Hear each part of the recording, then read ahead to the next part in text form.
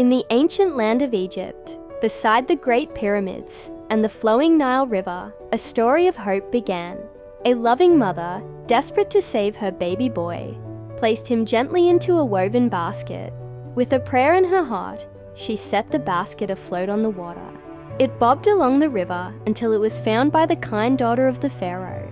She lifted the baby out, saw his sweet face, and decided to raise him as her own, naming him Moses. Moses grew up as a prince in the magnificent Egyptian palace, surrounded by luxury. But even with all his royal comforts, his heart was heavy. He would often look out the palace window and see his own people, the Hebrews, suffering under the harsh rule of the Egyptians. They were forced to work long, hard days, and Moses felt a deep sadness for their pain, knowing he was one of them. Years later, after leaving the palace, Moses was living as a shepherd in the quiet desert. One day, he saw something incredible, a bush that was burning with bright flames, but was not being consumed by the fire.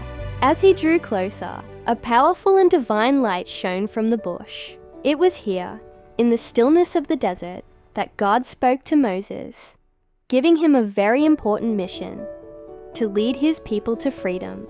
Filled with courage from God's promise, Moses returned to Egypt. He stood bravely before the powerful Pharaoh, who sat on his grand throne.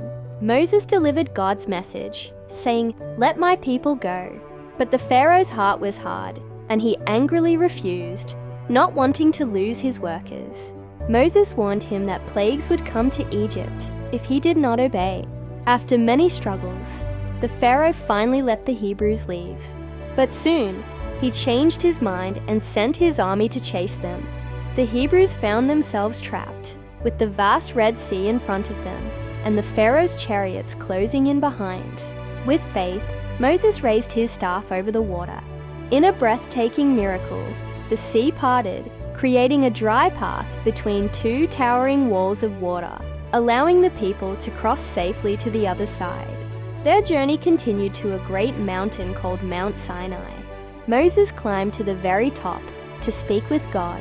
When he came back down, he carried 2 stone tablets. Glowing letters were carved into the stone.